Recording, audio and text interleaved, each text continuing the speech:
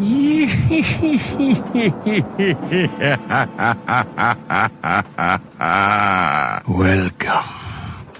to Biff's Mystery Theater. I have many tales to tell you. Ghost stories, murder stories, and tales that will make your bones chill.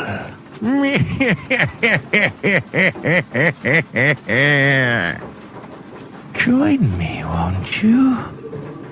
For Theater of the Mind, where you always have the best seat in the house.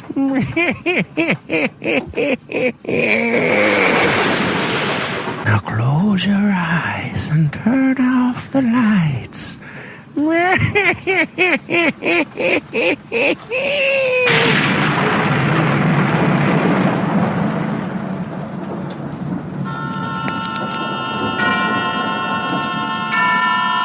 now, tonight's presentation of radio's outstanding theater of thrills, Suspense. Tonight, the story of a man who killed and a woman who helped him try to get away with it. It's called Run, Sheep, Run. Our stars, Kathy and Elliot Lewis.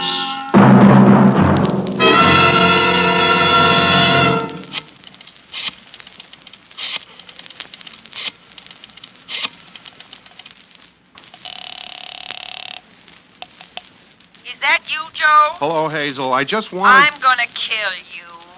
Now, Hazel, why do you always say that? I am. One of these days Hazel, honey, it's the fog. I'm in a gas station now, just below Redondo. The fog's been so thick... Doing it again, fabricating. Honey... Making up stories. Fog. Why don't you say hail or some other terrible storm of nature? Typhoon and be done with it.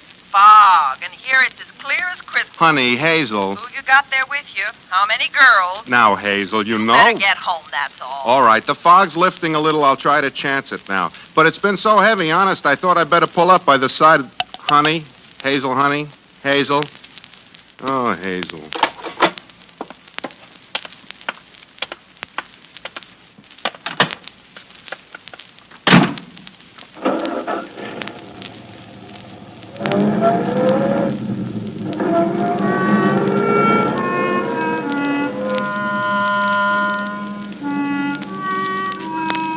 Hazel.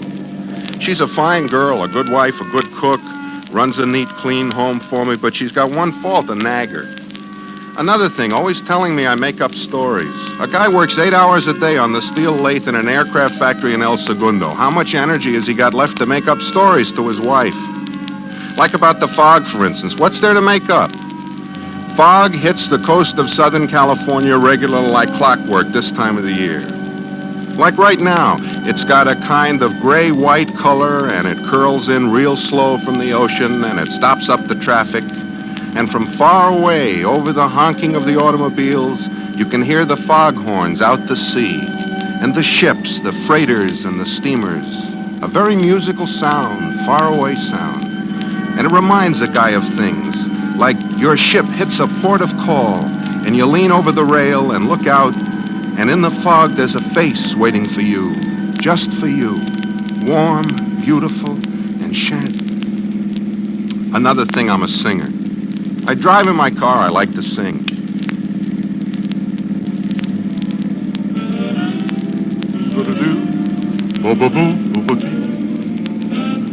The young in heart.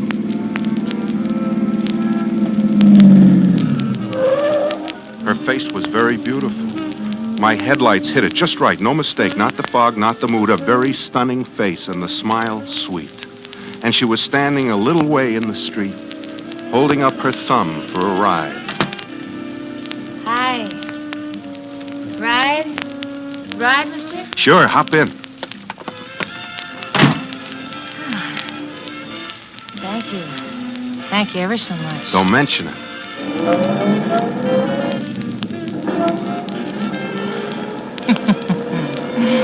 What? I like this. Oh? Yeah, I like the fog and the feeling of being lost in it. You do? Oh, yeah. As if I were 1,000 miles away from anything and anyone. Nice feeling. Exciting. secret and exciting. How come... Yeah? A girl like you, how come you have to... I mean... You mean why I was hitching a ride? A girl like you? My car stalled about a half-mile back, and I was alone. I don't know anything about cars, so I just left it there and started to walk. And then I remembered my thumb. I just held it up. But somebody like you... What I mean is it could be dangerous. Getting a lift from just anybody. Get in some stranger's car and not know what kind of... You'd worry about me. Well, yes. Yes, I would. Gallant. Well, it's just... Gallant. And a gentleman. Well, it's just if I knew anyone like you, I'd worry. I like you. You headed for Long Beach? Mm-hmm. You get to that stop sign up ahead, turn left. Why? Coast Highway will take us right into Well, maybe it won't be as crowded as the Coast Highway, and maybe not so foggy. And maybe it is a little out of the way. Maybe it'll take longer, but... Left, just up ahead? Yeah. I live in Long Beach. Work in El Segundo. Make the drive every morning and night. I live in Long Beach. Where do you... What's your name? Joe Haywood. Mine's Roberta. Roberta. Roberta what? Just Roberta. Call me Bobby if you want. No, I like Roberta.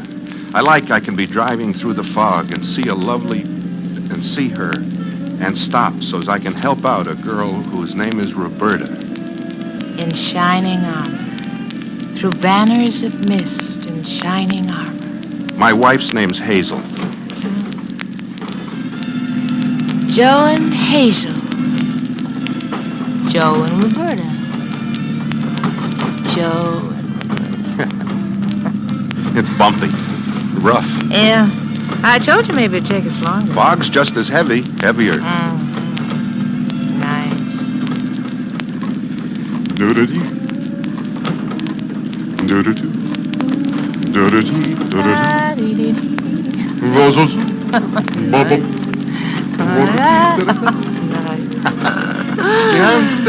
Watch out. Joe! Joe! What? What's the matter? You hit someone. You hit him and ran over him. What are you talking about? I just... You didn't see it, Joe. The fog, and you were looking at me. You mean it? You mean I hit someone? Oh. You better get out of the car. Take a look. Yeah, maybe I better.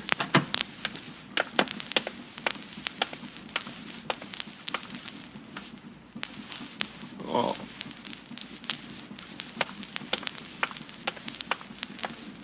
Joe? Like you said, I hit a man. I ran over him.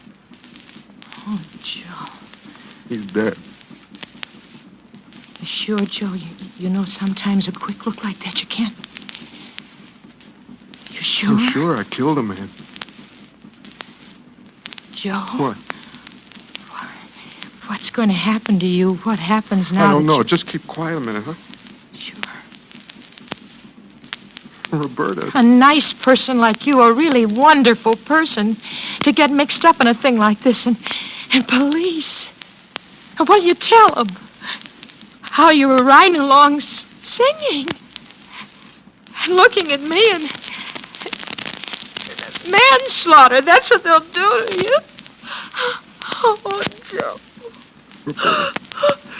Roberta, don't do that. You worried? You worried about me? Yeah. Yes. Listen, Roberta, just listen to me. It's trouble. It's terrible trouble. Yeah, trouble, and I don't know what to do. A thing like this never happened to me. Never. I'm all mixed up. Let's get away from here. Now, let's just I get away. killed a man. Let's get away from You here. hear me? It's never happened. Please let us get away from I here. just killed a man. I won't tell. Honest, I won't tell. I'd never tell, Joe. Joe, we can't just sit here, please. Please. All right. All right.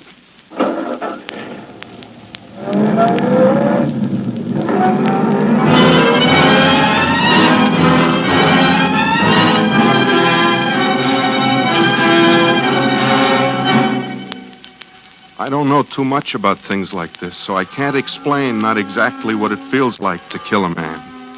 And I can't explain not exactly what it felt like to hear her sobbing, the girl whose name was just Roberta, and the way she leaned her head against my shoulder and sat close and shivered, and then was quiet, real quiet, and not moving away from me, just staring straight into the fog. I kept driving, as all I know, like it was some mechanical reflex. I got back on the coast highway and kept driving, past where I lived, past Long Beach, past Seal Beach, past Balboa, south, just outside Laguna. The fog started to lift. Joe. It's okay. We're a long way from... You okay? Yeah. And you? I'm okay. Where are we? Just outside of Laguna. Keep your eye on the rear view mirror, will you, Roberta? What? The car just behind picked me up outside Balboa. I think he's been following me. Maybe. I don't know any way to tell for sure. I know a way. There's a place just up ahead, cocktail bar, parking lot. I'll turn in there.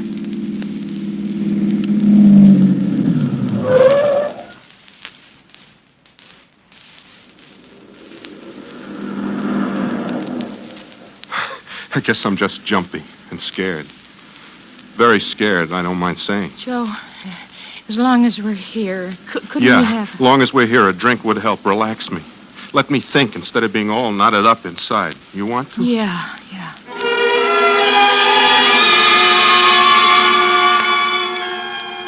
It was a place Hazel and I used to go to a lot before we were married. That kind of place. Jutting out over the ocean and a glass wall to look through at whatever horizon you had in mind that evening. Candles and wrought iron on every table and piano music. And the sound of the ocean washing against the beach and the place swaying with the tides rolling in from the South Pacific. About a place like that, I can talk like that. We found a table close to the glass wall, and I asked Roberta to order for me, and I asked her to excuse me for just a minute, as I had a phone call to make. Operator. I want Terminal 21476 in Long Beach, operator. 1 moment, please. That'll be 15 cents, please. Yes, ma'am.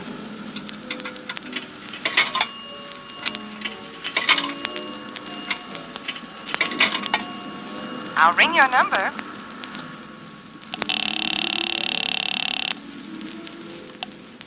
Hello? It's Joe, honey. You better be calling from a hospital is what I've got to say to you. Just listen, will you? Something happened. A broken leg? 2 broken legs? What? What happened to you, Will you Joe? just listen to me? Or maybe you got mixed up in some gambling parlor and you don't dare show your face back home because you lost every penny you ever had. The house, the car. Honest, honey, it's nothing like that. It's Gambler.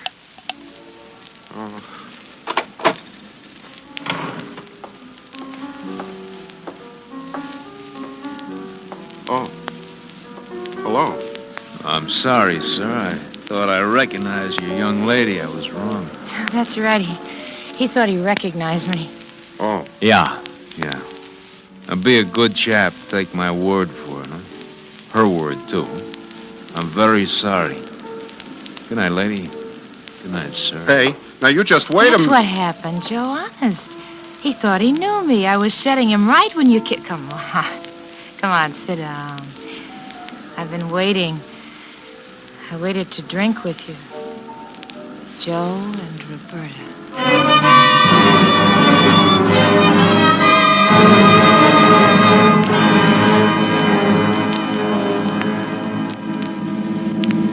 Roberta. Mm-hmm. I'm sorry. I'm sorry for what I got you into.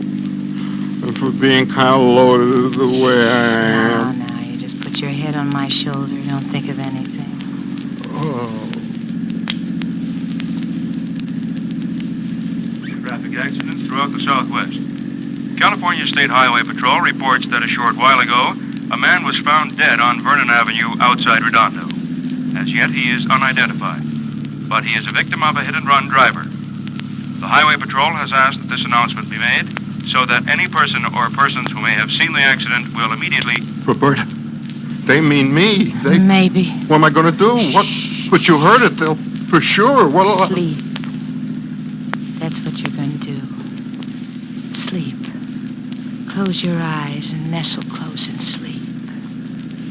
Sleep, Joe. Yeah, maybe so my head'll clear. Sleep. That's it. Close your eyes.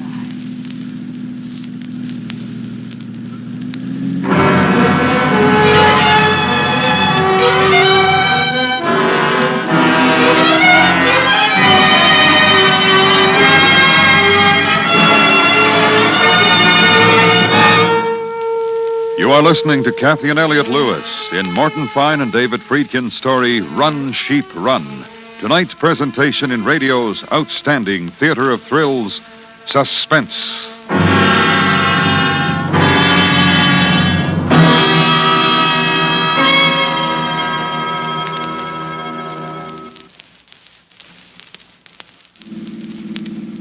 Hi. Hi, sleepyhead. Hello, you old sleepyhead. Now, don't think about it. Where are we? Just south of San Diego. We'll be in National City in a little while. You know what I did? Now, I don't want you to think about I it. killed a man. For my sake, don't. And I'm running away. Look. What? Over there, the sun's coming up, see? It's the start of my first day as a fugitive. It's... Honey. Honey? Of course it's honey. What we've been through together, what we... Oh, just a minute. What? Everything seems different. It's a new day, and my mind's refreshed. I don't know what you're talking A about. new perspective. Everyth's terrible. But, honey, everything was terrible last night. But in the light of a new day, listen, I've killed a man, and I'm running away from it. That's right. Joe Haywood, murderer. Joe Haywood, murderer. Now, don't think about it. In Mexico. In Mexico? Have you ever dreamed of Mexico, Joe? Very often. In an hour. Mexico. With me. Last night. I don't know what happened to me, seeing that poor man lying there. I guess it was shock. What made me do it? Joe, Mexico. With me, Joe. I must have been out of my mind. First, there was a girl out of the fog. Me, Joe, and I'm beside you now, and... What are you shaking your head for? Am I not pretty anymore in the morning? You're beautiful. Well, then what? Stop the car. What? Quick, stop the car. Now what? I'm going to make a telephone call. That phone booth in the filling station. Who are you going to call? Hazel. You know I'm going to call Hazel. She's my wife. I've just got to call her. I'm going to tell her everything. How I killed a man.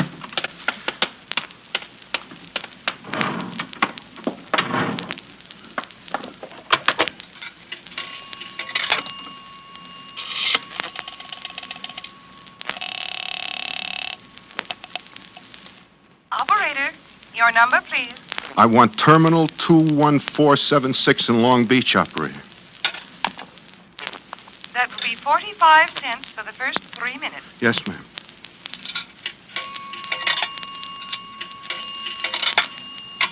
And a quarter.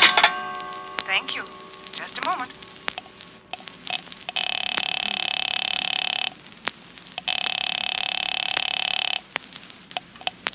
Joe? Joe, where are you? I'm coming in, Hazel. I'm going to give myself up. Joe, are you all right? I'm going to face the music, Hazel. Face what music? What are you talking It's a about? long story, Hazel, what's happened to me and the strangeness of events leading up You to... drunken bum. Hazel, listen to me. What's that music playing? And who are those girls I hear laughing? There's no music. Chorus girl, I'll bet you. And wine and whiskey. Joe? You hear me, Joe? Hazel, please. Don't come home. Don't ever come home. Now, don't say that, baby doll. Hazel. Hazel. Oh.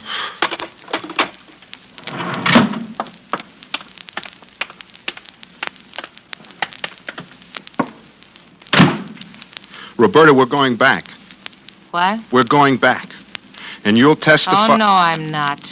It's the only way. Not me, Jack. Jack? What did you call me? Jack. It's a phrase.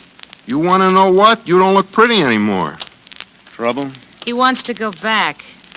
What is this? He wants me to go back with him to testify. I know you. I know him, Roberta. He's the fellow who was talking to you at the bar when I came back from... I know you. Oh? What's going on here? What do you mean, what's going on here? What does this chap mean when he says what's going on here, Bobby? Bobby? He calls me that. You didn't want to, but he does. All the time. You please get out of my car. Out. Don't struggle with me, fella, because... Bobby, make him let go of the steering wheel. Okay. No! No, come on out here. Out! Something's funny. Very, very funny. The whole thing, the back road and Robert...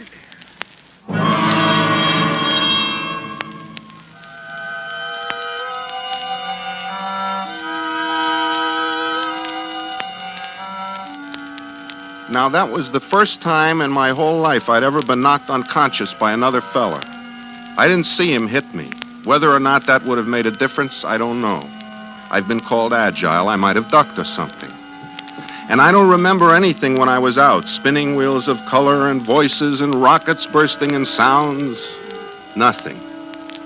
I opened my eyes. I was flat on my back. Up. I got up. Into the car. Behind the wheel. I got into the car and behind the wheel. Roberta was sitting beside me. This is a gun, Joe. That's a gun, Joe. She'll tell you where to drive. You drive her there, you hear? Else she'll shoot you. I will, Joe. Straight down the road. And I'll be following along in my car. Bye.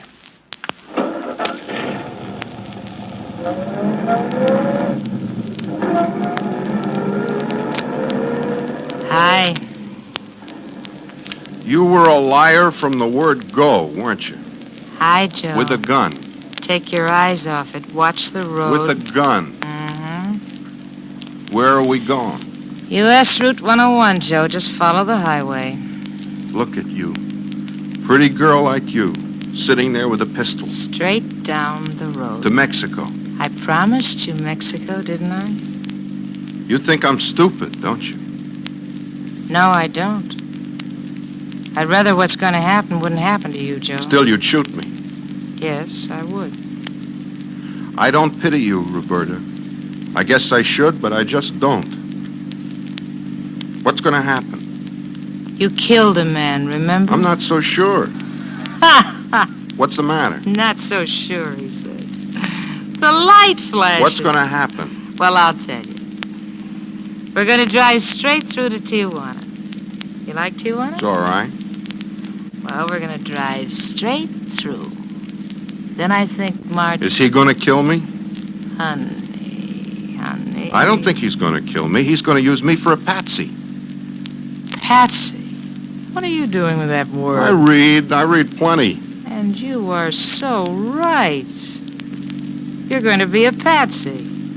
Dump you in the car below Mexico where the police can find you. By the time they do, they'll have word you're the guy running away from a hit and run outside Redondo. Patsy. That's the word. Joe. I didn't kill that man at all. Joe. You did. I didn't. Yes, you did. Up ahead, Joe, is the border. Behave. Take your eye off the road for a second. Look at this gun. Now back on the road. Just behave, that's all. I got a story all fixed just in case the border guards... Just behave.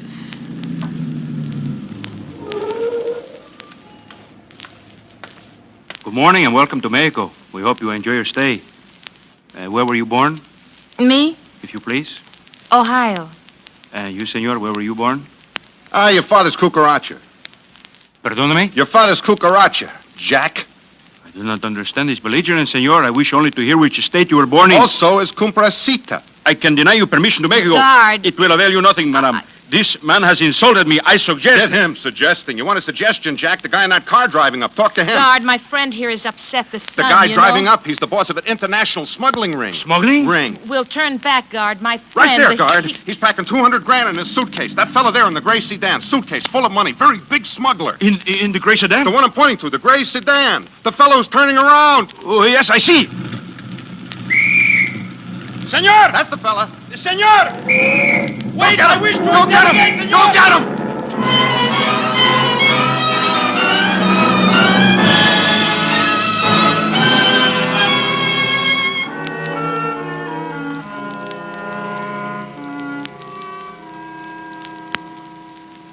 Will you accept the charges? He's in Mexico. Tijuana. Put him on. Go ahead, sir. Hello, Hazel.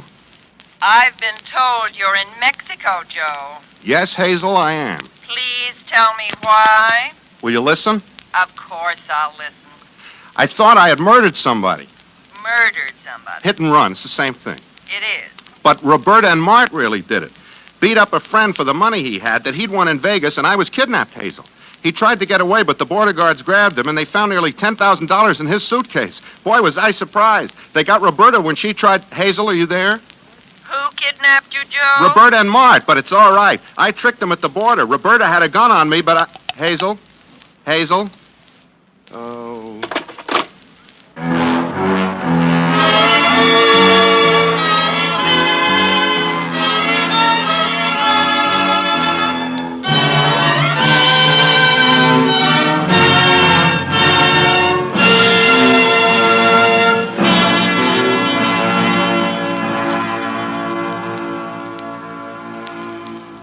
Suspense, in which Kathy and Elliot Lewis were starred in Run, Sheep, Run.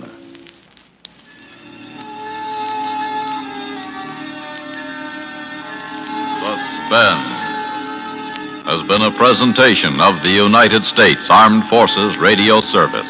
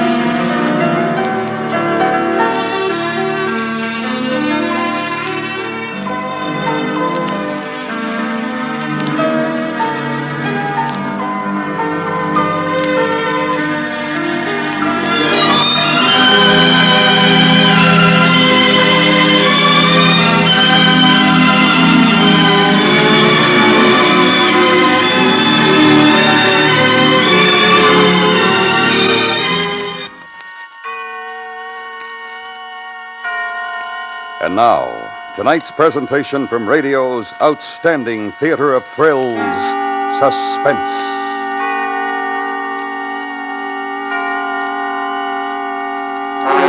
Tonight, the story of a murder, deliberate, cold, motiveless, in which we will examine its effects on our protagonist. The story is called The Earth is Made of Glass.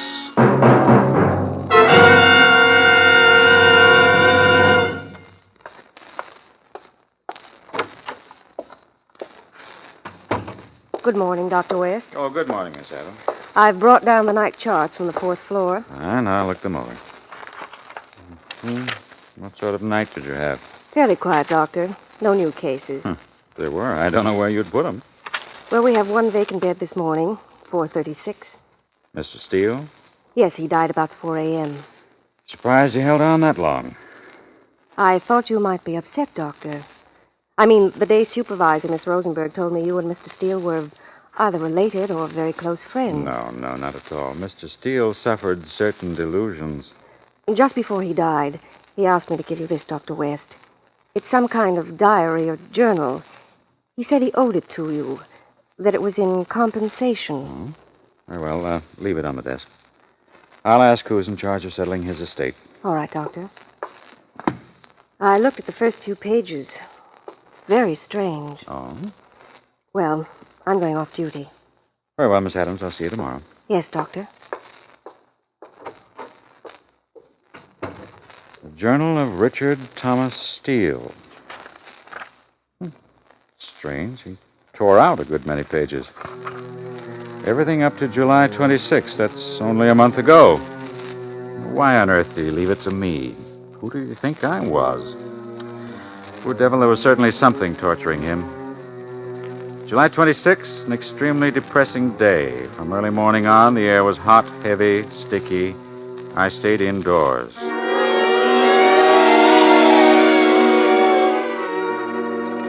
I stayed indoors with the blinds drawn, spent 3.5 hours arranging and cataloging a new shipment of books. I must say I gloated over the volume of Bacon, Gold Leaf Uncut, 1836, a treasure. In the afternoon, I ventured out to play chess with Elliot. He's an uninspired player and a worse conversationalist. I'm appalled that a man of Elliot's pretensions still wallows in 18th and 19th century thought patterns, twaddle, and sentimentality. He's totally out of step with the times, blindly determined to keep his mind closed to any developments in science. It was so apparent in that argument we had over Ralph Waldo Emerson. I noticed he had a volume of Emerson's essays, a cheap reprint, and I thumbed through it. There was one paragraph in the essay called Compensation, which especially annoyed me. I must have snorted because Elliot was instantly on the defensive. When I asked him if he actually believed such claptrap, he fairly leaped at me. Certainly, I believe there's compensation, Richard. Tit for tat, measure for measure, love for love. Whatever a man does comes back to him. Good for good, evil for evil, so that if I should commit a crime, I would of necessity be punished? In one way or another, yes. You mean that I would in some way suffer in compensation for my evil deed? Isn't that what Emerson says? I want to know what you believe. I believe what he says. Well, let's read what he says. Discounting the poetry and all the emotional overtones. Emerson says, commit a crime and the earth is made of glass. Commit a crime and it seems as if a coat of snow fell on the ground, such as reveals in the woods the track of every partridge and fox and squirrel and mole. You cannot recall the spoken word, you cannot wipe out the foot track, you cannot draw up the ladder, so as to leave no inlet or clue. Some damning circumstance always transpires. The laws and substances of nature, water, snow, wind, gravitation, become penalties to the thief. Well, Elliot. Beautiful, isn't it? Don't be evasive, Elliot. We're discussing his theory. Well, I don't see how there can be any argument. We know a good deal more than Emerson, you old fellow, especially about the laws and substances of nature. They surely haven't changed. No, but we've taken them into the laboratory. We've tested the substances, and we've mastered the laws, put them under our control. The scientific method, Elliot. Why, it cancels out every word your friend Emerson wrote. The scientific method. Is it an open sesame to all knowledge? Does it make us gods? There are still mysteries we can never fathom, Richard. For instance, the mysteries in ourselves. In our souls? Yes, in our souls.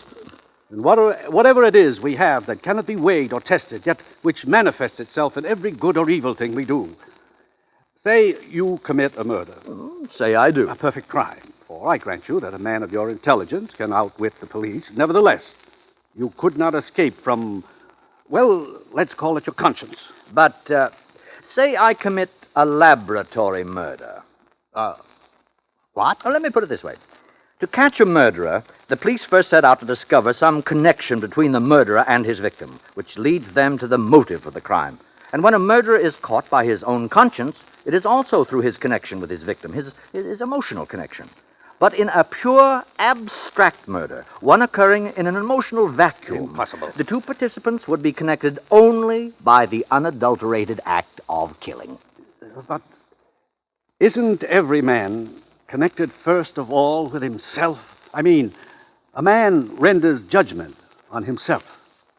In his soul, I would say. Oh, what superstitious claptrap, Elliot. Apparently you're completely unable to grasp my premise. Theoretically, a laboratory murder is entirely possible. Well, why not actually? It'd be very interesting to test the theory and find out.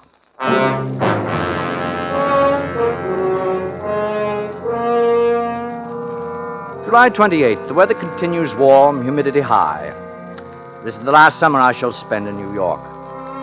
Today, I roamed around my library, read a little, thought a great deal. It's odd how I keep referring back to my conversation with Elliot.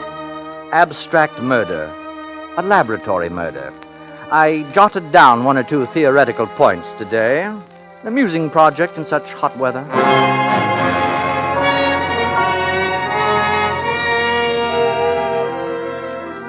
What utter nonsense to think of conducting a laboratory experiment in writing on paper. Why, it's a contradiction in terms. The core of the scientific method is to prove theory in life. So, let us proceed actually to create a pure murder.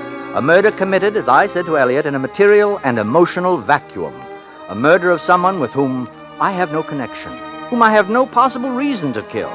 But I will decide how to choose my victim after I've made all the other preparations and have purchased the necessary equipment. Gloves, sir? What kind of gloves? Oh, any kind of gloves? But I mean, what do you want them for? Driving, gardening? I want gloves I can use for almost anything. Oh, well, now, we call these utility gloves. Oh, yes, those are excellent. Yes, what size, sir? Any size, medium. Now, these look just about... No, I don't want to try them on. I'll take them as they are. Just wrap them up. You know, I'm very fond of a genuine old-fashioned hardware store like this one. Lots of people tell me that, sir.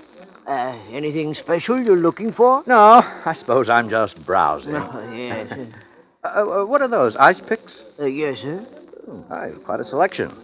Screwdrivers and... Oh, there's something I want. A knife? One of those. Well, to be fair with you, sir, those are pretty poor knives. That's why they're marked down. Too big for paring, too small for carving. Just knives. That's about it. The best possible recommendation. I'll take one.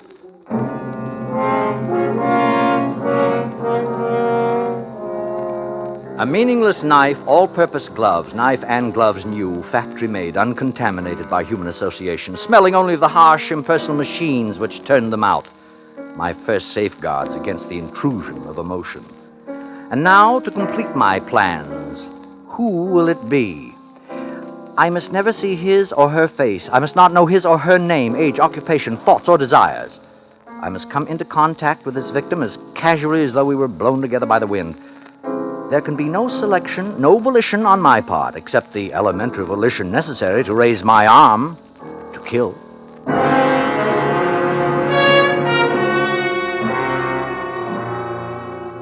July 30th. The exact record of what has occurred. I must write it down now while it's fresh in my mind. I'll be absolutely precise and objective. Very well, then. At exactly 10 p.m. tonight, I left my house wearing the new gloves and carrying the knife in my right-hand coat pocket. I walked an undetermined number of blocks, turning corners at random, taking care to observe no street signs or landmarks. I observed only one thing, that there were many people on the street. In fact, I became aware that I was pushing through a rather dense crowd. I walked on with difficulty, but not once did I allow myself to become conscious of the exact nature of my surroundings. Then, at last, I found my progress through the crowd blocked by what I can only describe as a human back. I raised the knife and drove it into the back with all my force. I continued walking without haste, pausing only a fraction of a second to hear. He's dead. He's dead. He's dead, yes. I paused just long enough to hear, thus confirmed my unqualified belief that without any possible consequence to myself, I had taken another human being's life.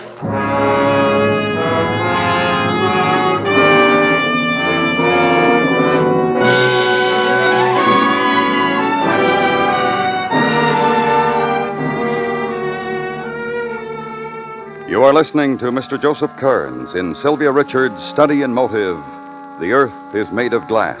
Tonight's presentation in radio's outstanding theater of thrills, Suspense.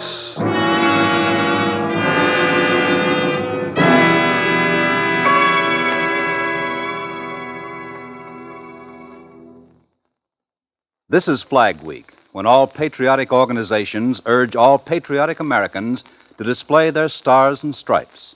Your flag, hanging on high, tells all who pass that America truly is one nation indivisible. Give new glory to old glory by showing your country's colors during Flag Week and on all patriotic holidays, national and local. And now, we bring back to our Hollywood soundstage Mr. Joseph Kearns in Elliot Lewis's production of The Earth is Made of Glass, a tale well calculated to keep you in suspense.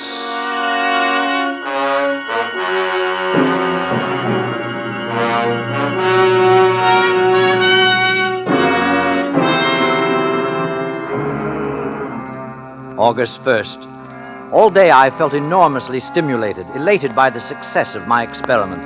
The very intensity of the sun outside my study has added to my feeling of well-being.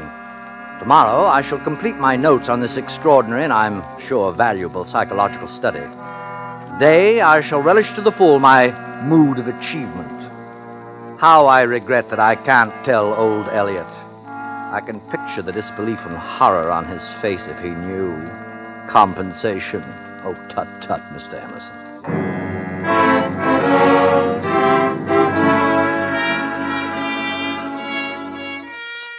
August 3rd. Yesterday I was unable to write in my journal because of the excessive heat and because I suffered from a headache and a vibration in my ears. Today I'm forcing myself to write to have on record the final control in my experiment, my laboratory murder. To assure complete ignorance of the identity of my victim, I have read no newspaper and will not read any for a period of 2 or 3 weeks. Nor will I hold conversation with anyone apt to be morbidly interested in murder, as reported in the tabloid press.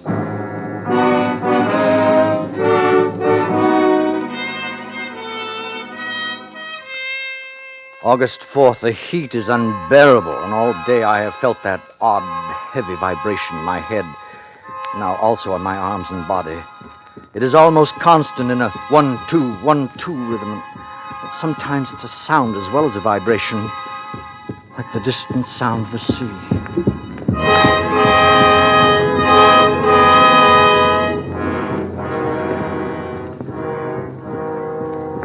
I must consult a doctor. Last night I was kept awake by the throbbing in my head, and toward morning I was subjected to a new agony. Very softly at first, but louder and louder, like voices heard in delirium. My head became filled with an almost hysterical babbling. Not for an instant have the voices stopped or even paused. They seemed to keep time with the reverberation of my heart.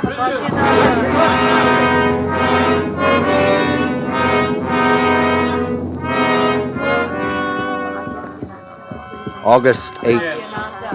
I have no need to consult a doctor, for I know the nature of my illness. Last night, trying to drive the unspeakable uproar from my brain, I turned to music. But when I put the record on the machine, Schnabel's recording of Beethoven's F minor sonata, the Appassionata, the sound and the voices rose to a bedlam, shrieking, drowned out the music. And then I knew, in spite of every precaution, my laboratory murder had not taken place in a vacuum. Two things had penetrated my shield. First, the voices echoing in my ears, the fragments of speech about a concert, are the same voices I heard in that crowd, rising again and again to the climax of a woman's scream.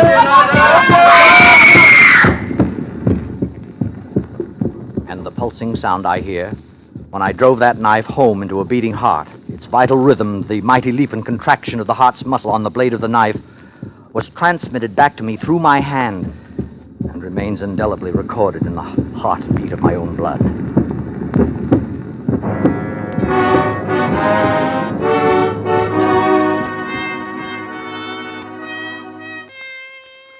August 11th. During the past hour, the incessant hammering of sound has receded, but I know this respite will be brief. Now, while I'm able to reason, I must discover where I erred and act swiftly to correct my error. There's no turning back. The death I caused is an accomplished fact, and each day I remember something more. Today, suddenly, like a photograph imprinted on my brain, I saw the black collar of his coat, his gray hat, and between his clipped, silky, reddish hair. And I had and still have an insatiable desire to turn his head around to see his face. Perhaps there's only one course for me to take, to reverse my plan, learn everything about my victim, every possible detail, create for myself a total portrait, and then discard it in its entirety. Learn his name, age, address, all the statistics of his life. Oh, I beg your pardon, Miss. Where are the newspaper files? What dates did you wish to see? The week of July 30th. Which paper? The Times. I'll start with that. Now, just a moment. I want them for the whole week. Yes. Well, here are all the copies for July, bound. And these loose ones are August, so far. Oh, thank you. Now, don't take them out of the reading room and return them to the desk when you're through, please. Yes, thank you, I will. I opened the bound volume near the end and immediately saw his picture, page 1, center. The photograph was blurred, but without reading a word, I recognized him because he matched his hair. I mean, his face went with the back of the head I had seen. But before I could read the headline above the picture, Someone spoke to me. Pardon me, but may I look at that for just a moment? Oh, it couldn't be. Standing at my shoulder, smiling, young, apparently as alive as I. But it was. He was there. He, my victim. The face in the paper and his face were the same. I swear they were the same. I'm sorry to bother you. The girl at the desk told me you had that volume of the Times. Yes. There's an item I wanted to see in the July 30th issue. I'd wait, but I have to catch a train. If I'm late, my wife worries. You know how it is.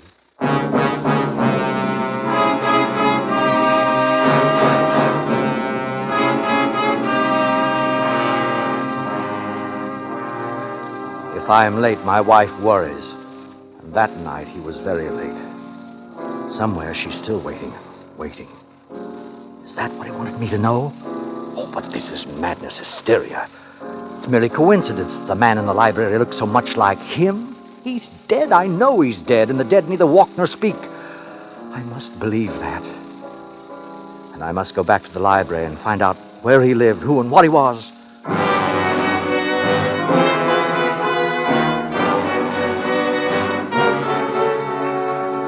August 15th. I'm beyond all human help. I can confide the terrors I live with only to the pages of this journal. Today I went to Riverside, to a quiet street where he had lived, a tree-lined street running down to the Hudson River. I walked past his house, number 246 Palisades Road. A young woman on the front porch was trimming a morning glory vine.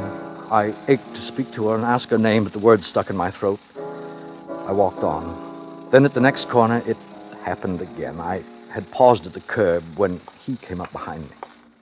Pardon me, did you see the bus go by? The bus. Yes, the bus for Columbia. Say, what's wrong? Are you ill? No.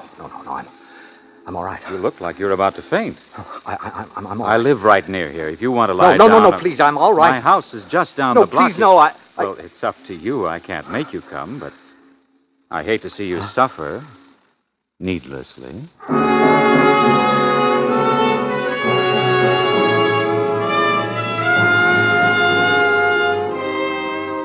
August 20th. He doesn't like to see me suffer.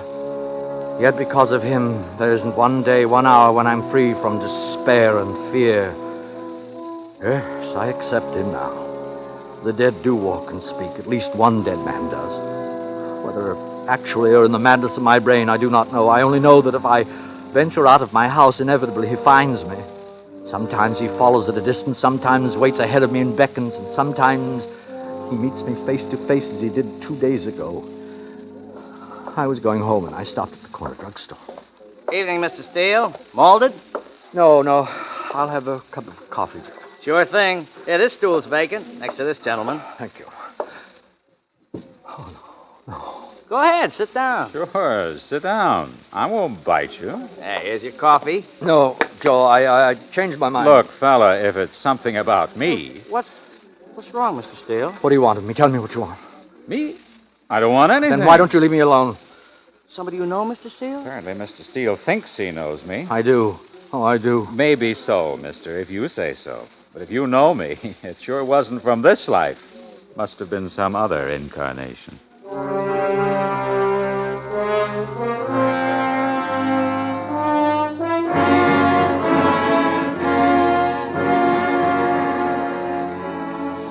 That was the evening of the 17th. And yesterday, I'd started down the subway steps at 53rd Street. After looking all around to make sure he was nowhere near. But I'd only gone a few steps when I felt my arm jostled and I turned. Oh, pardon me. Please, what do you want? What? What do you mean? Why are you following me? I looked and I didn't see you, and then suddenly you struck my arm. Maybe it's just fate or something. Anyway, I said I was sorry. Then have mercy on me and go away. Look, you don't own the subway. Please, I beg of you. Okay. Since my face seems to give you the willies, I'll be big-hearted. I'm in no hurry, got all the time in the world, so I'll wait and take the next train. Will that help? You know it will. I don't know and don't want to, but run along now before I change my mind.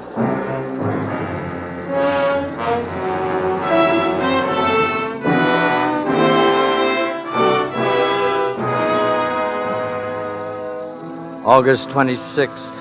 What will you have, quoth God? Pay for it and take it. Well, I have paid, and I must now take. For today I learned the cure for all my pain and torment. Today the course I have to take is clear. Today, on a deserted path nearing Fifth Avenue, I saw him again. He was coming directly toward me. I waited. I didn't even try to escape.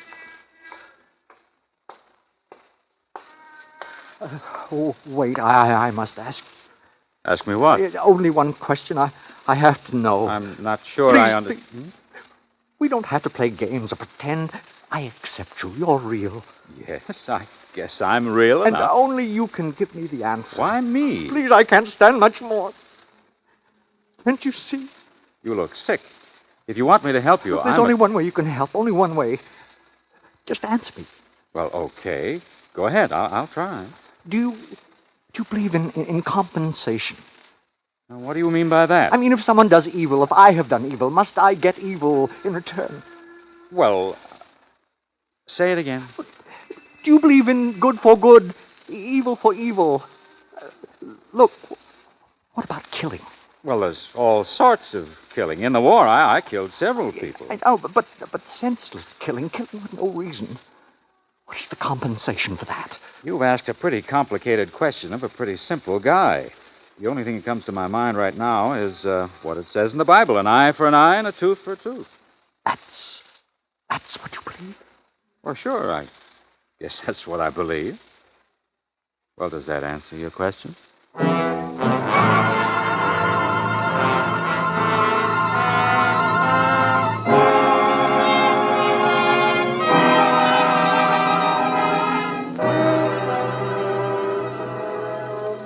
An eye for an eye, a tooth for a tooth. Command.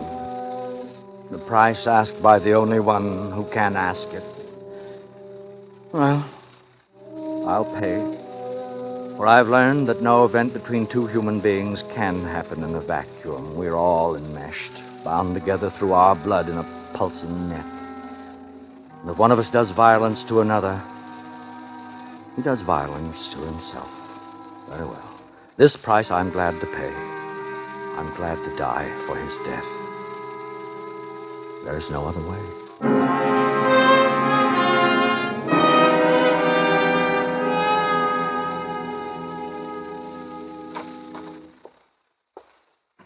Hello, Mr. Steele. Are you awake? Where am I? In the hospital. How do you feel? Oh, but I have to die. Not if we can keep you from it. But I have to. Well, you did your best. And what a silly way to do it with a butcher knife. I tell you, you have to let me die. Where's the doctor? Now, lie down. Lie down, Mr. Steele. The doctor will be here in a minute. I have to make him see. I promised. You promised? Oh, here's the doctor now. Dr. West, I'm having a little trouble. Trouble, Miss Rosenberg? What seems to be the matter? You. Forgive me. I tried to do as you said. I tried to die. Tell her, please, go away and leave me alone. I promise I'll die.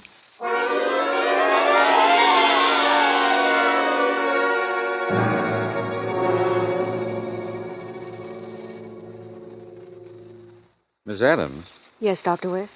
did you finish reading his journal? Yes, Doctor. It's a weird document. Certainly is. What made him think you were the man he killed? That was the nature of his illness. He had a fixed delusion.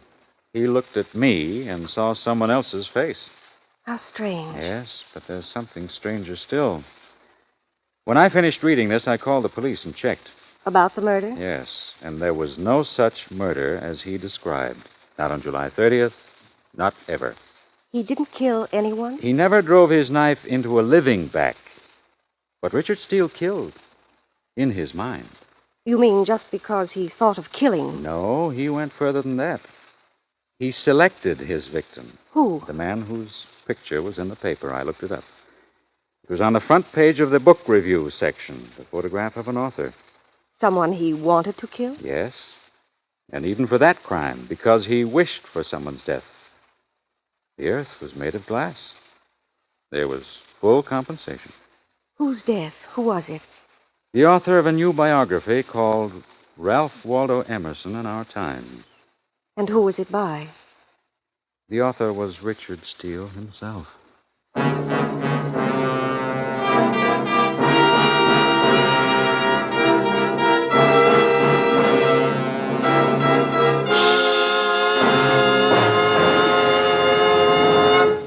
Suspense, in which Joseph Kearns was starred in The Earth is Made of Glass. Next week, the story of a man with no imagination who found it necessary to cause the violent end of a life. It was written by the winner of the Edgar Allan Poe Award, E. Jack Newman, and it's called Sequel to Murder. That's next week on Suspense.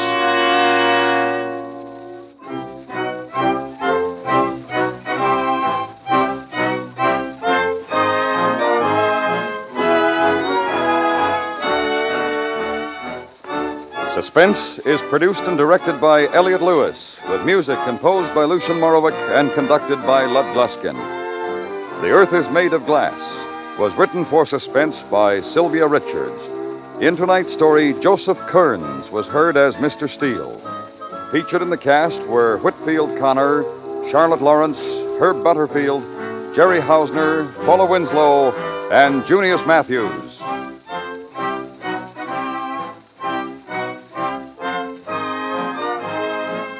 And remember, next week, E. Jack Newman's new suspense play, Sequel to Murder.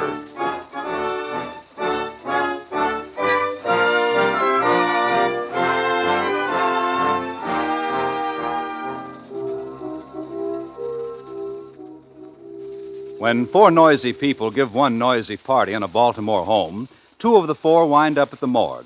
It's an unsettling bit of business that interested all of Baltimore just a few years ago. And CBS Radio's Crime Classics weighs the available facts for you tomorrow night on most of these stations. Hear all about the death of a Baltimore birdie and friend on Crime Classics tomorrow night.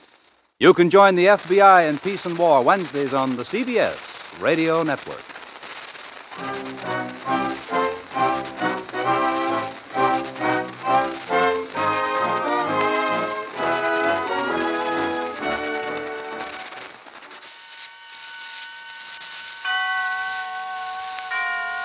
And now, tonight's presentation of radio's outstanding theater of thrills, Suspense.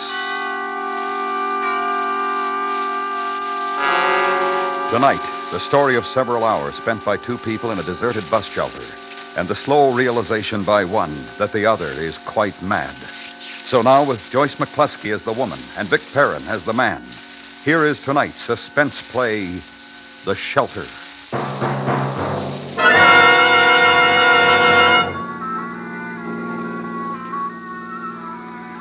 This is where I turn off. Now, if I remember right, the bus stop is just around that next bend. That's right. There's a shelter there, isn't there? Yes. Yeah. Here we are, then. Sure you don't mind walking when it's this dark? Well, it's quite all right. I'm grateful to you for having brought me this far. Oh, it was a pleasure. Well, good night and thank you. Just a minute. An important You never know what these things are going to be. It has just been reported by the authorities at the county mental hospital that one of their patients has escaped. Motorists are warned to be on the lookout for would-be hitchhikers and to report any to the highway patrol. How about that? This person may be dangerous. A description of the escapee will be broadcast as soon as it's available. And now, back to our music brought to you at this hour by... Say, that's bad. Maybe I'd better not leave you here on your own. I'm afraid you'll have to. You're in a hurry, and I do want to catch the midnight bus. If you're sure you'll be all right, the bus won't be long. Well, I'll just walk along to the shelter and then stay there, out of sight. Well, now, if you're sure. Thank you once again. Well, it's quite all right. Good night, then. Good night.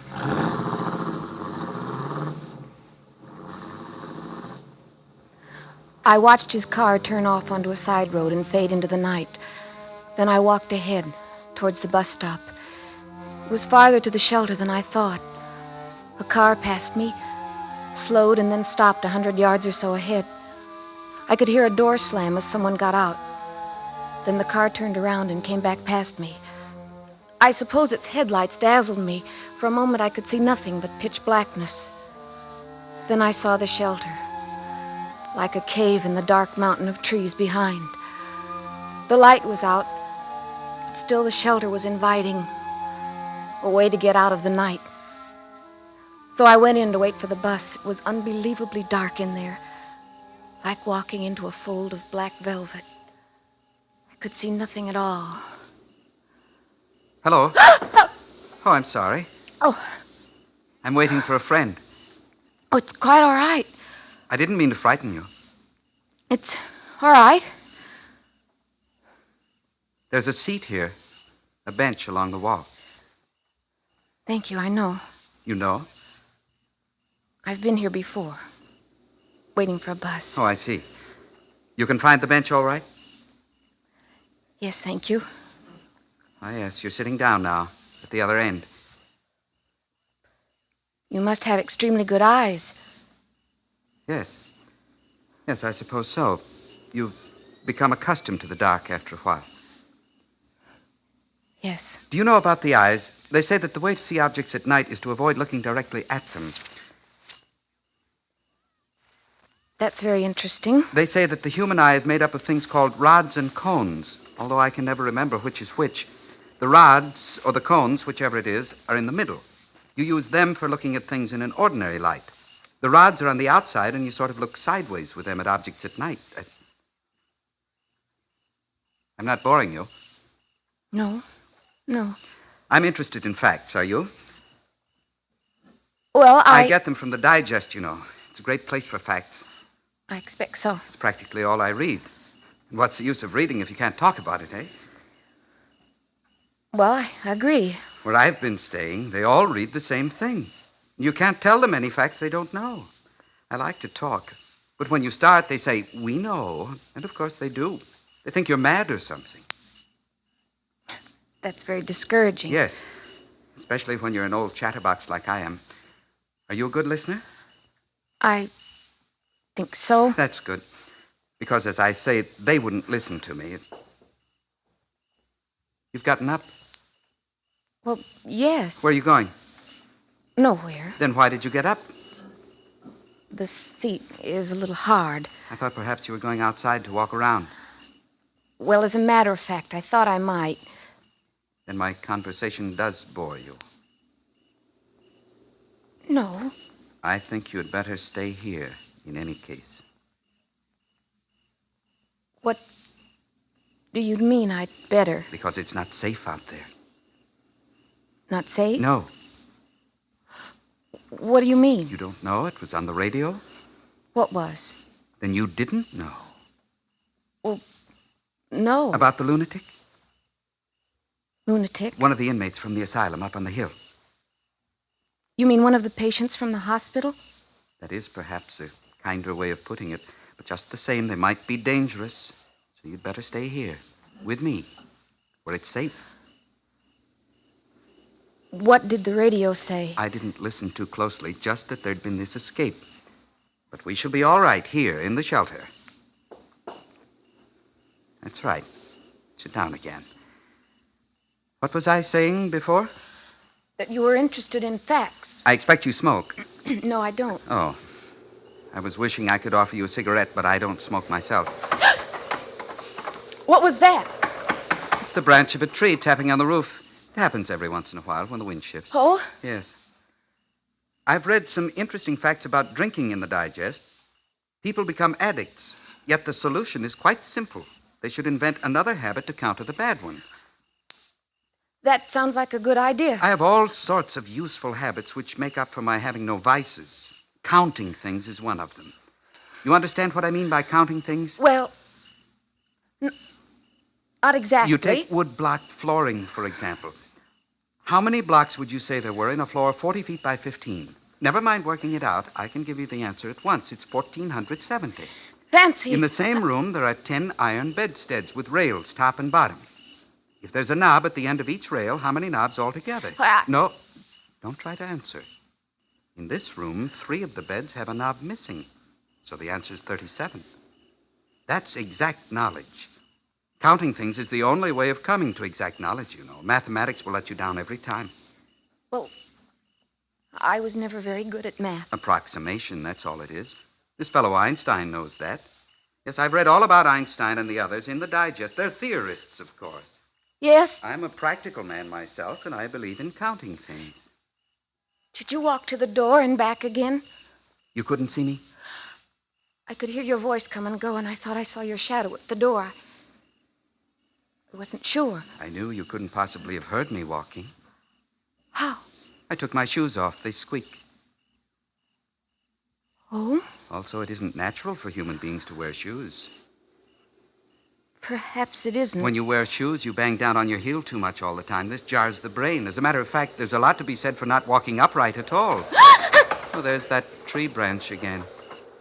It squeezes your entrails all together.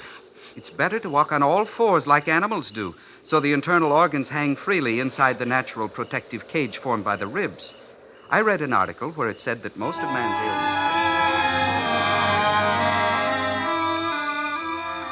His voice went on in the darkness.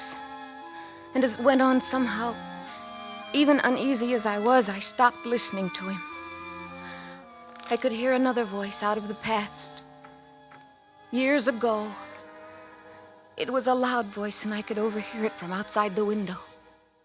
It was talking about me. Didn't you notice? She just walked out on me. What's the matter with that child?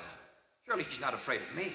I don't know. Perhaps she is. But that's ridiculous, Martha. I was just talking. Now, what was there to be afraid of? Well, what were you talking about? I don't know. Nothing much. You know the way you talk to kids. Yes. Well, then she got up and walked out. She looked scared. Well, perhaps she's abnormally timid. I've noticed it before.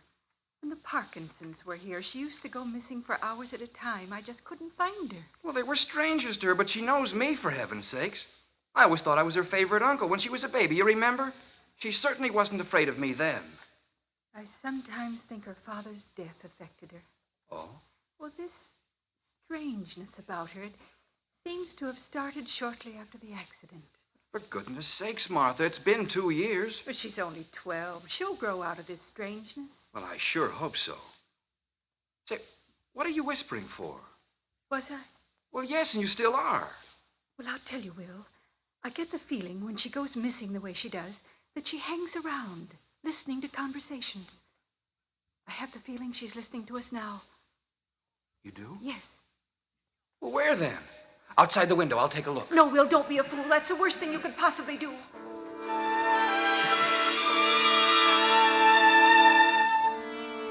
I got away, as always.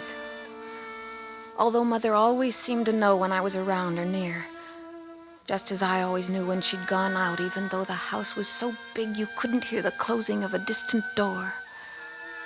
And it's true what Uncle Will said. I was afraid. I was scared of his voice talking on and on. It was the same with all men's voices except my father. And of course he was dead. Then in the shelter, all these years later, I was listening to another voice talking on and on.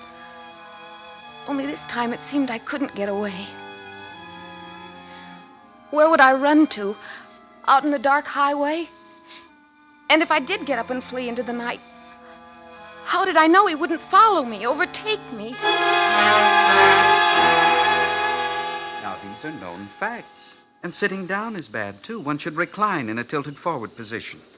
I try to do it whenever possible, though I have to admit I'm finding it very difficult on this hard wooden seat. Yes, I should think so. Perhaps you think me eccentric. Your ideas seem very sensible. They're facts. That's... Oh, I startled you. Yes. I was sitting at the other end of the seat. It didn't seem sociable. I forgot for the moment that you can't see anything. I must have startled you. You're touching me. Why, so I am. Take your hands off me. Well, I was only trying... Go away! Go away! Be quiet. Be quiet, you little fool. I said be quiet. Be quiet.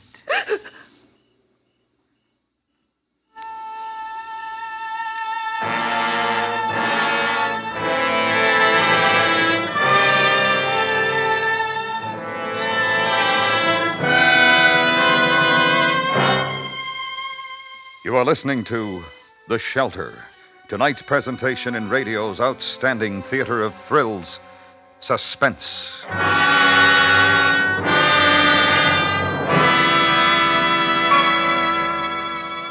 Gunsmoke, CBS Radio's thrilling stories of the Western frontier, is now heard twice on Saturdays. There's a daytime edition of Gunsmoke on most of these same stations, in addition to the regular evening show. Both heard Saturdays at the Star's address. This Saturday, every Saturday, hear two stories of Matt Dillon, U.S. Marshal, on Gunsmoke.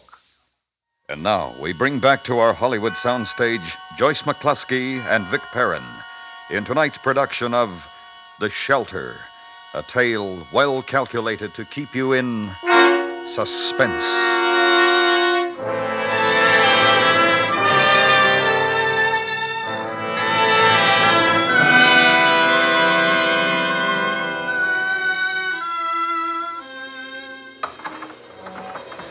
Then I heard the tree branch tapping on the roof. The stranger was gripping my upper arm so tight it hurt and bruised me. I'm sorry I had to do that. To slap you. But you screamed. Why did you scream? I was... You're not afraid of me, are you? Because there's no need to be, you know. I had to slap you because you screamed. You were hysterical. Your scream might have attracted attention. If we stay here quietly, we shall be safe. It's so dark, no one would notice this place unless they actually knew it was here. I suppose not. The lunatic might be a homicidal maniac. Had you thought of that? He's probably just a sick man. Then why did he escape? It must be terrible to be confined against your will. Perhaps you can't imagine what it would be like. On the contrary, perhaps I can. What do you mean? Surely everyone has been hospitalized at some time or another. I'm no exception. Then... I've had my share. Just being hospitalized, that's not the same. What's the difference? You're cut off from the world against your will. Not necessarily. Not necessarily against your will. You think some people actually like to be cut off? That's possible, isn't it? Oh, yes. I was just a little surprised that you should understand that feeling. Fear. Nameless fear. Does it have to be fear? Why not just plain choice? It's usually fear of one kind or another, renouncing the world. That is an eerie sound. I don't mind. But you do mind me. Is that it? I didn't say so. You showed you were afraid of me just now. I don't know why I screamed like that. It was so stupid. Just the same, I think I'd better go. Go? Yes. I'll put my shoes on. I believe you would prefer to be alone. So I'll leave you here. Good night. I didn't mean... Are you there? I didn't mean to be rude. Are you still there?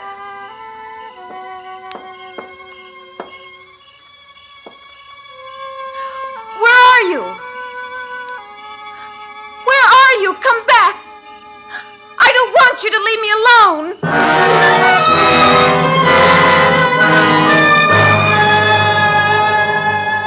I went to the doorway of the shelter. My eyes were more used to the darkness now. I could see the gray strip of highway stretching away in both directions. And across the road, the black tracery of trees. There was no sign of him. I stood there just inside the doorway, listening. But there was nothing to hear but the sounds of the night. And it was funny. Everything had changed. Before I'd welcomed the thought of the friendly loneliness of the shelter, but now I didn't want to be alone. My nerves were jumping with every sound. I couldn't think of anything to do but retreat to the furthest corner in the darkness and try to shut out all the thoughts of the present. And after a while, I did sort of forget, sitting there in the silence. The past came crowding back to my mind. But my terror wouldn't leave me, and all I could hear in my thoughts was the sound of my own scream. Oh, no! No, you can't make me! All right, Martha, I've got her. Don't hurt her, Will. No. You can't keep me here. Let go of me. Martha? You think I should call him now, Will? It's up to you. But I have to be right. I can't do this to her unless What else can you do? What are you planning, you two? Now, Martha. Now that she's quieter. I should blame myself for the rest of my life if we were wrong. Let go of me! There's nothing to blame yourself for, Martha. It couldn't be helped. I'll call him now.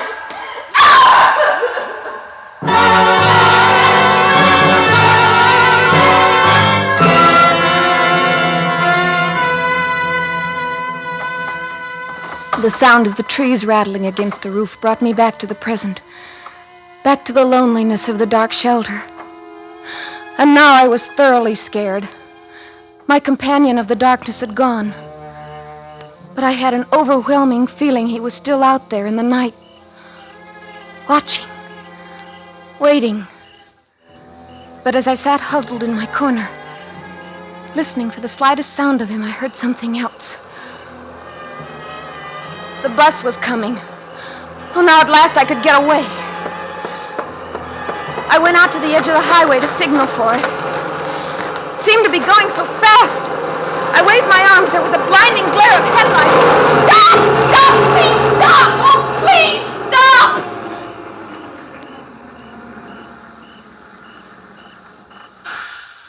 Well, why don't you go? You were there. I was never far away. But you... Why don't you go? It's waiting for you. I don't know. I can't go. It won't wait.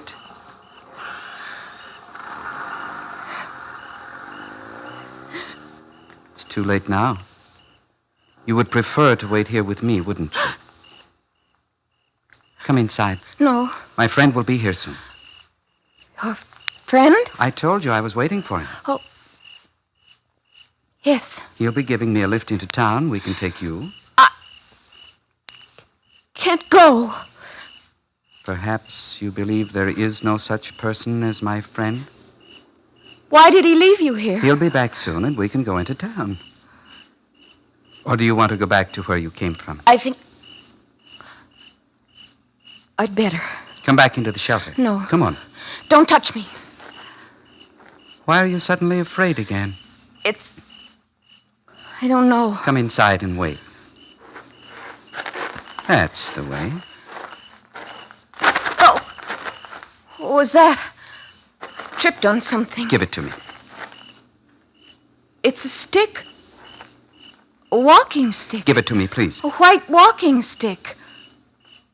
It's yours. Yes. Then you're blind. Yes, I'm blind. Blind? I don't understand. You said you read all those things in the digest. It's true. I read them in Braille. I'm afraid I frightened you. I only wanted to help.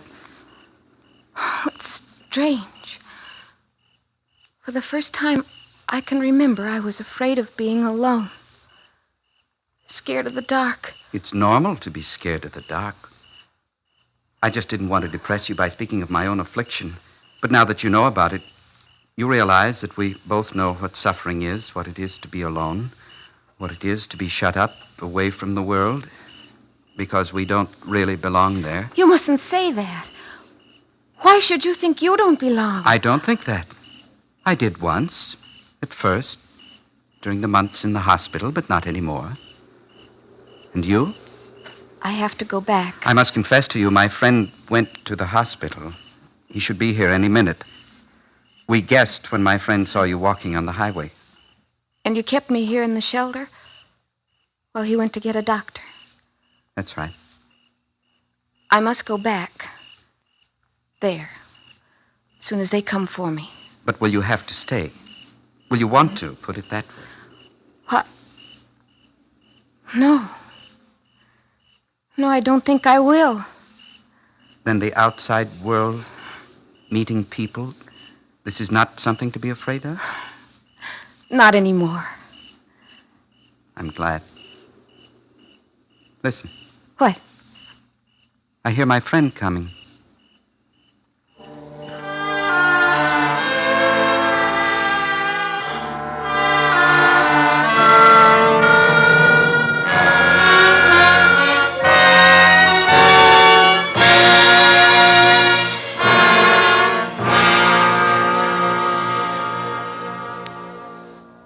Suspense, in which Joyce McCluskey starred as the woman and Vic Perrin as the man. Next week, the story of a man who sets out to prove that he cannot be murdered, only to find there was a slight error in his calculations.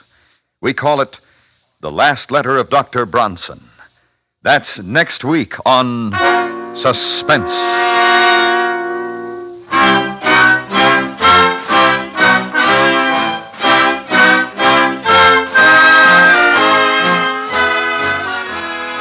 Suspense is produced and directed by Norman MacDonald, with music composed by Lucian Morowick and conducted by Lud Gluskin.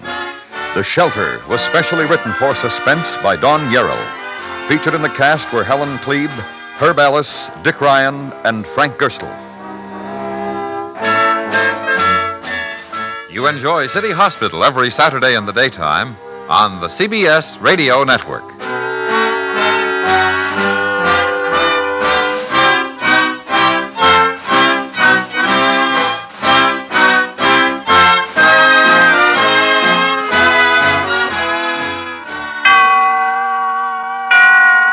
And now, tonight's presentation of radio's outstanding theater of thrills, Suspense.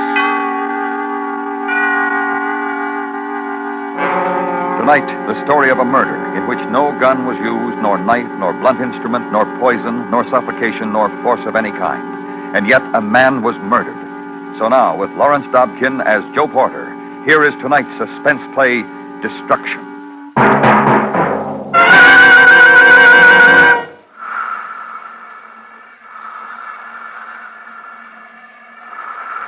Okay, Doctor. Okay. Okay, Doctor. Okay. Color? You're going to be all right, Mr. Porter. You were brought here to emergency by ambulance, and you're going to be all right. Color? As good as new. Cyanotic at all? Don't worry about a thing, Mr. Porter. Inject intravenously lanticide C, being a digitalis derivative and highly recommended in cases of near death. You won't die, Mr. Porter. As, for example, when a man collapses in the streets, coronary seizure on the streets. Blood plasma by intravenous drip, as, for example. So as to restore the blood volume. Doctor? Yes, Doctor? Cyanotic, Doctor? His color is poor, Doctor. The will to live is a remarkable thing. Every cell in the body musters its own peculiar chemistry, its own soul, if you wish.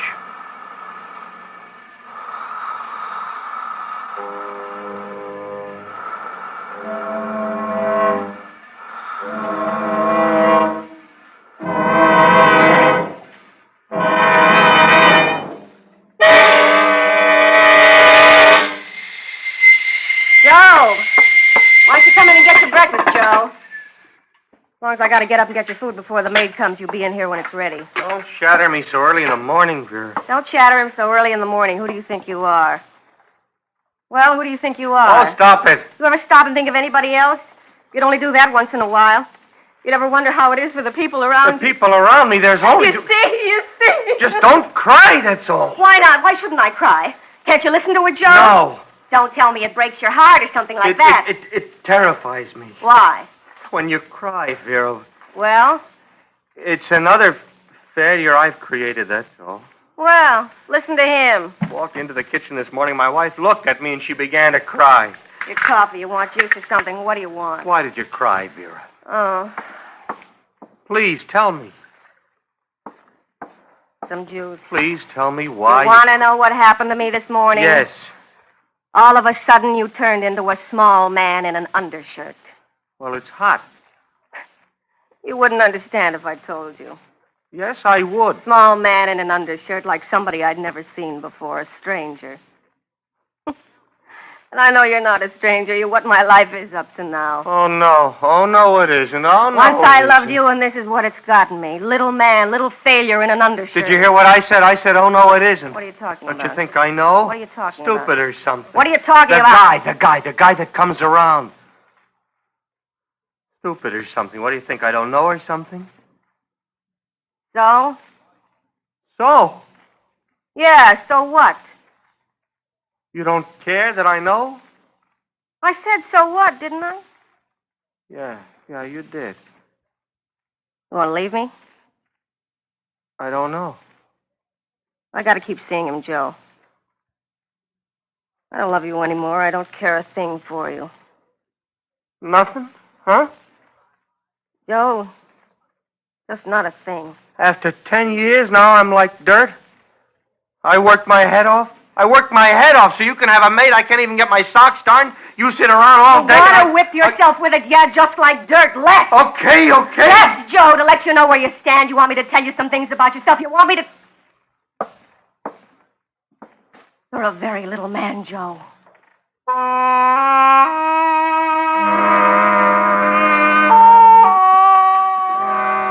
started to die then.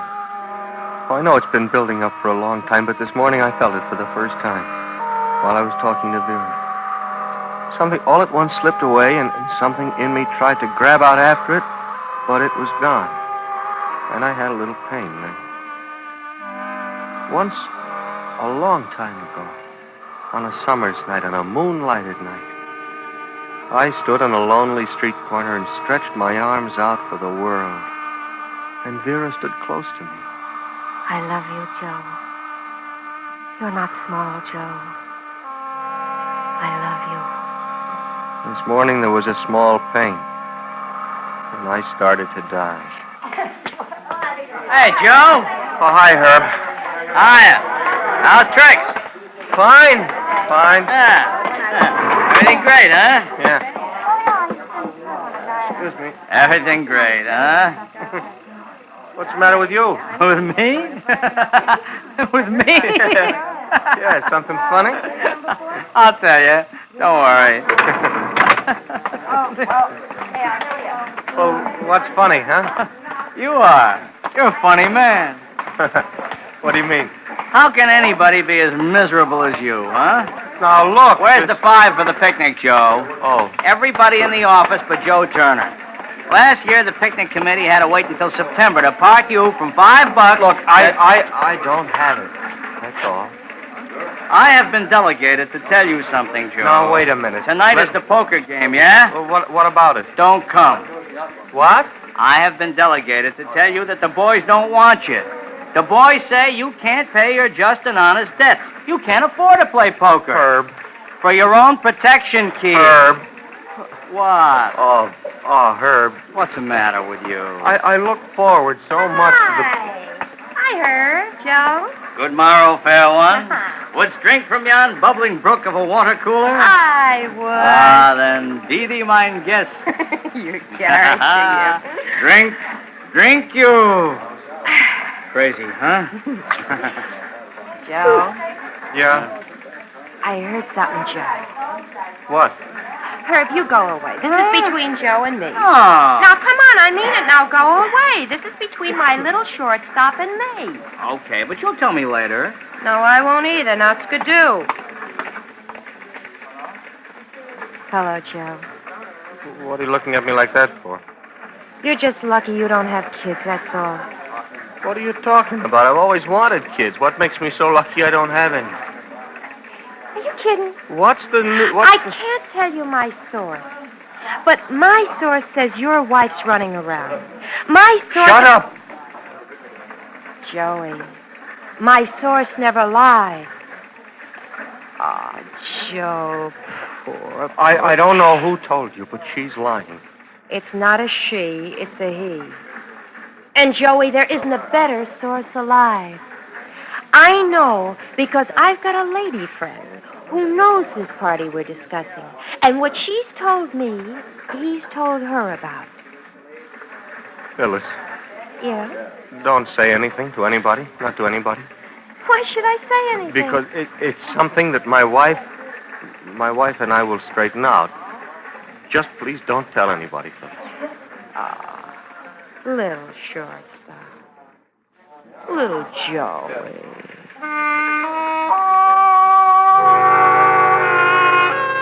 And died the small debts. Phyllis's face wavered and lost focus and dissolved into the day of columns and posting and plus signs and minus and ciphers. And Herb coming over just before lunch.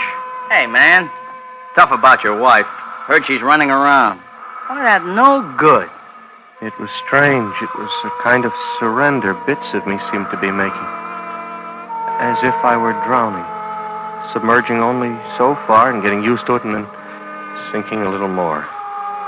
There was a time, a bright spring day, when a girl laughed at a very wonderful thing I had said and touched my hand.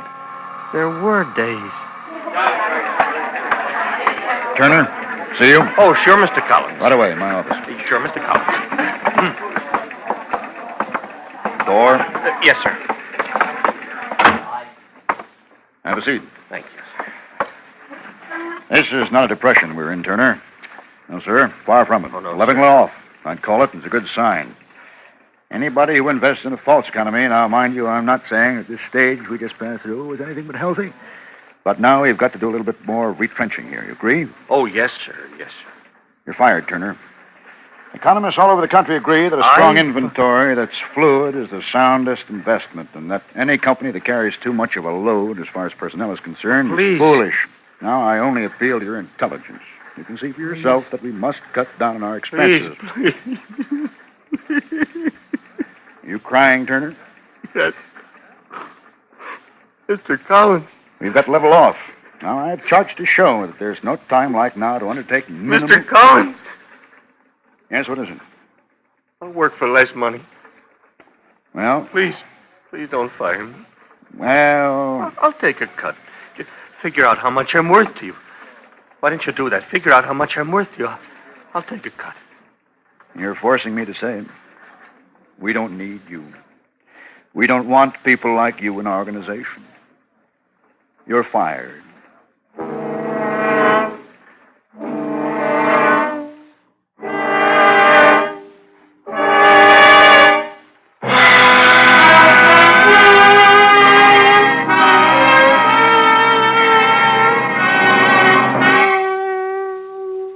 You are listening to Destruction, tonight's presentation in radio's outstanding theater of thrills, Suspense.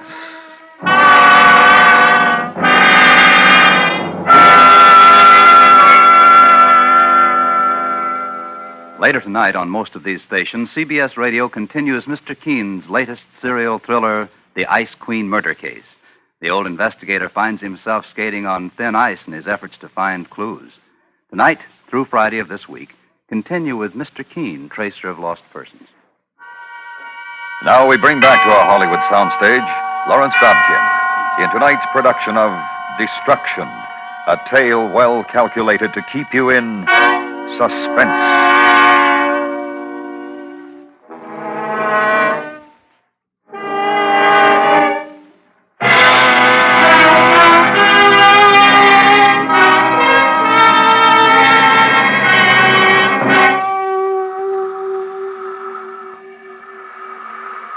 Dr. Landis.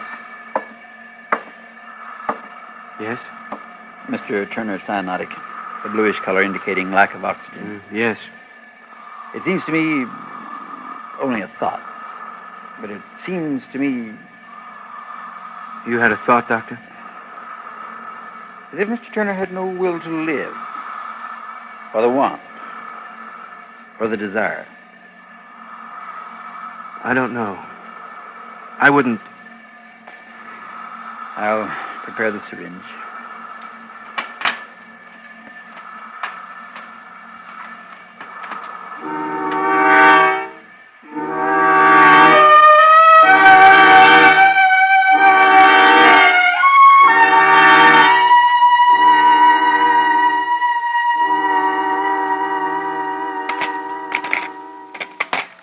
Mrs. Porter said for me to do, so that you got your dinner, serve it to you, and then I was through for the day. Where is Mrs. Porter? Out.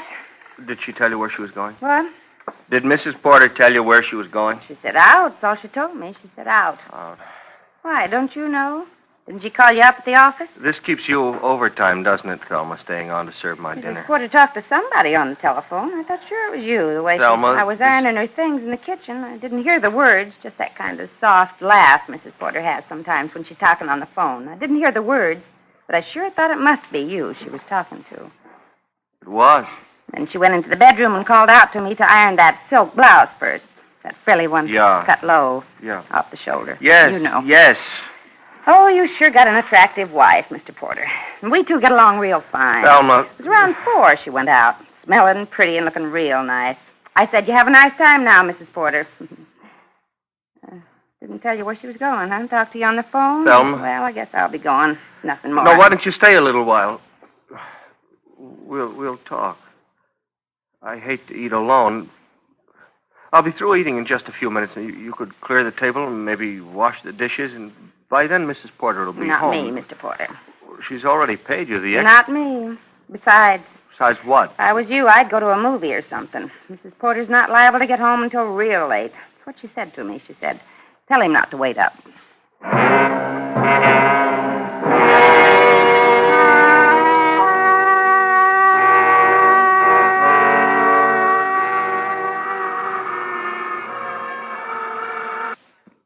It was moving in on me. All the dying that had happened to me during the day moving in, adding up. Very close now. The emptiness, the stillness left behind when she walked out of the house. And the quick dark of nightfall speeding through the rooms now, moving in on me. And the sigh of wind close to my ear. And farther away, the silence somehow, quivering, trembling somehow through the grass and on the leaves in the yard outside. And it was close to me as I went into another room, to the closet that held Vera's clothes, that held the perfume she wore and the scent of seasons long dead and seasons dying even now. And back into the room. A room where a long time ago... Oh, Joey, baby, look what you've done. You made me drop my mirror.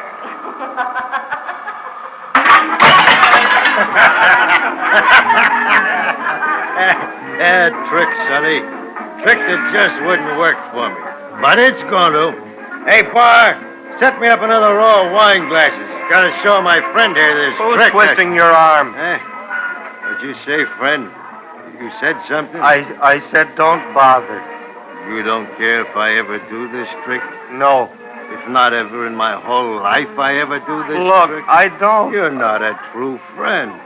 Why, any true buddy would... Forget it. You show somebody else. I'll move. Where are you going, friend? Get your paws off of me. Get my... get my paw.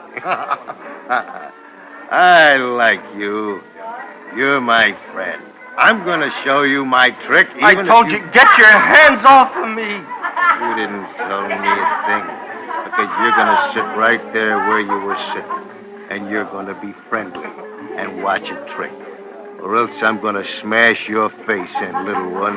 Make you drink beer right off the barroom floor. Sit down, little one. I like you, little one. I like how you pay attention. I like the... Well, these two, Mr. Stevens, these the kind of class? You're a lad, a fine upcoming lad you are. Look, I'll pay... Don't worry about it, Mr. Stevens. Do all the tricks you want. An old customer like you, who's going to mind? You hear that, little one? This lad's a friend. He likes to see me do tricks. Sure. Have a barrel of fun, Mr. Stevens. Now, this trick I'm going to show you... What's your name, little one? Come on, what's your name? Joe Porter. You don't look good, Joe. No? You look sick.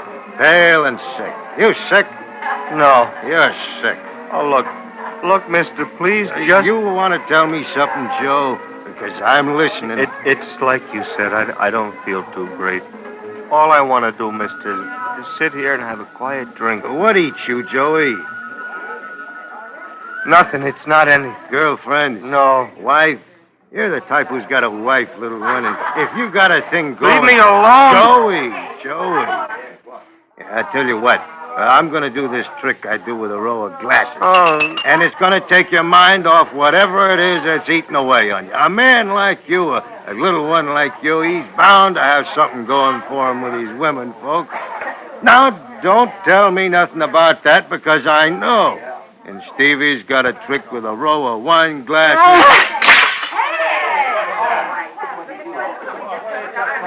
Now, why did you go and do a thing like that, little one?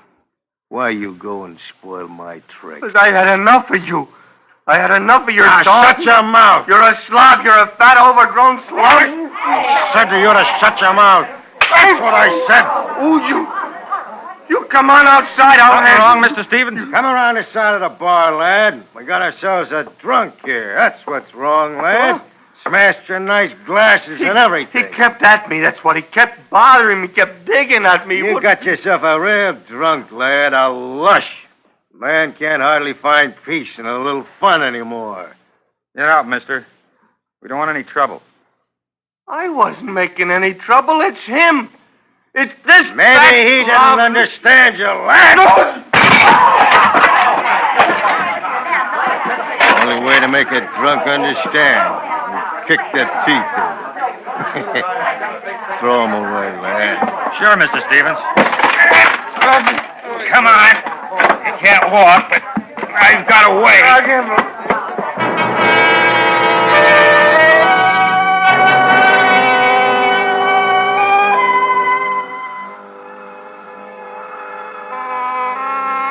Dragged me out, threw me into the gutter.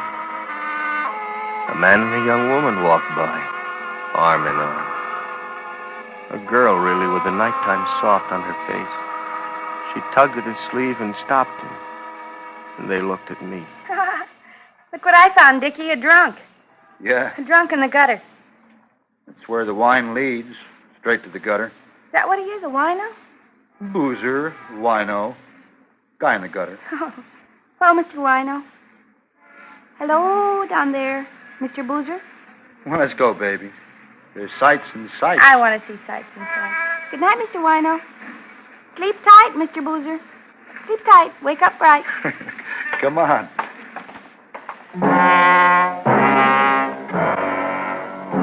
And they walked on. And it had a kind of warmth to it, this dying. And the hurt when a man had hit me and the humiliation, part of it. A manner of dying that had begun a long time ago, far off time ago, and became the man of the tricks and a girl with sights to see. And along the gutter the question ran, how much longer now? How much further to die? Wonder and a warmth to it. Mister? You hurt, mister? Oh, you're hurt. Your face. Baby, poor baby. Oh. And a gentle touch on the hurt. You've been in a fight. You've been drinking and getting a fight. You shouldn't, not a fellow like you. Nice-looking fellow like you. Let me help you. I want to. Honest, I want to. She helped me up. Maybe you ought to wash up a little, dust yourself off. A fellow like you oughtn't to go home looking like a wall hit him. A man like you.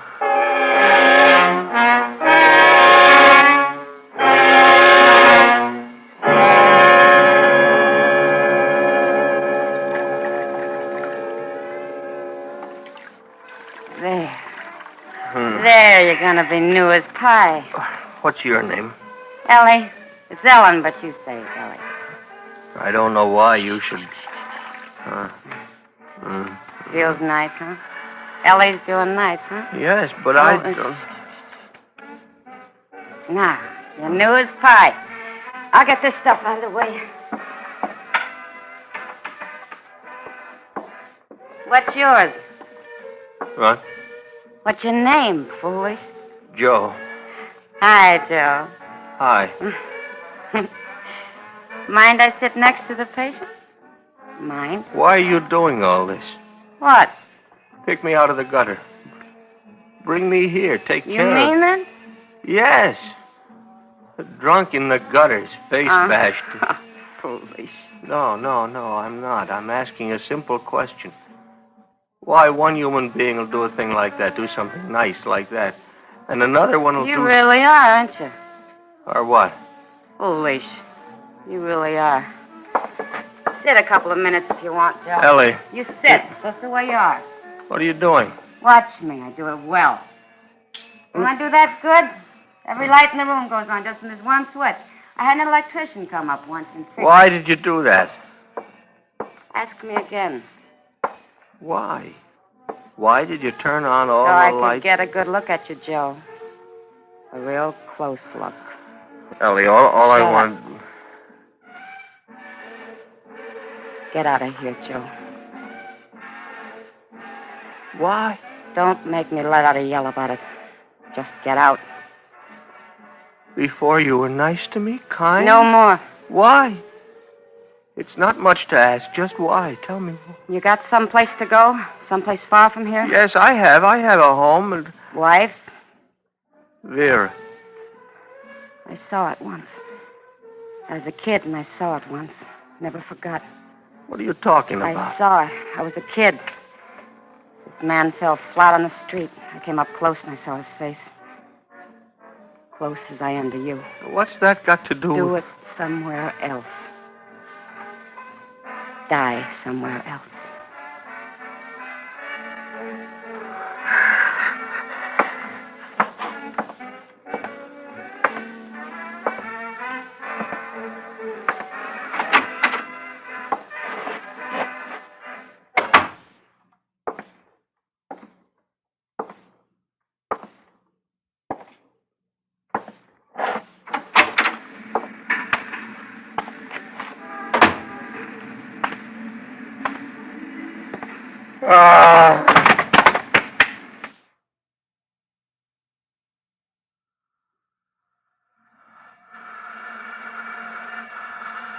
Landis, quickly. Norepinephrine should have. Normally it would have, but it didn't. No response to it. The blood volume. No longer a question of that. Then Glycoside C, plasma, norepinephrine, and the one medication we cannot give, beyond our power to give. But his body seems to have lost the will to live. There's a chemistry that kills that we know nothing about.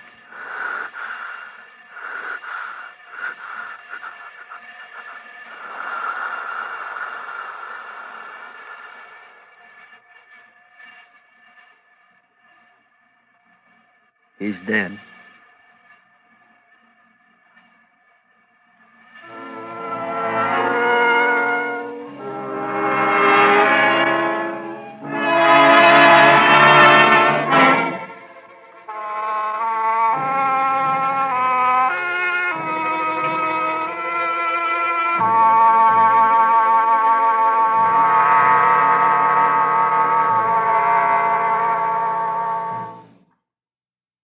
Suspense, in which Lawrence Dobkin was starred in Morton Fine and David Friedkin's story, Destruction. This Thursday night on CBS Radio, Kathy and Elliot Lewis will be on stage with an original thriller titled The Telegram. The Lewises paint a startling, believable picture of a young married couple spending a harrowing night with an unopened telegram. Listen for it, Thursday night. Next week, the story of a woman, a most attractive woman, who learns to her discomfort that even the smallest of arguments could lead to her death. That's next week on Suspense.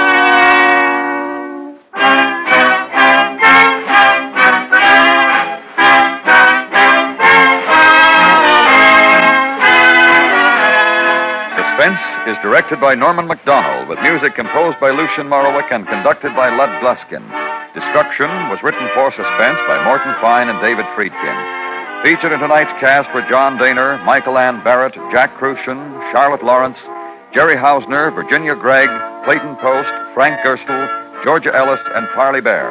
And remember, next week, Ben S. Hunter's suspense story, Good Night, Mrs. Russell.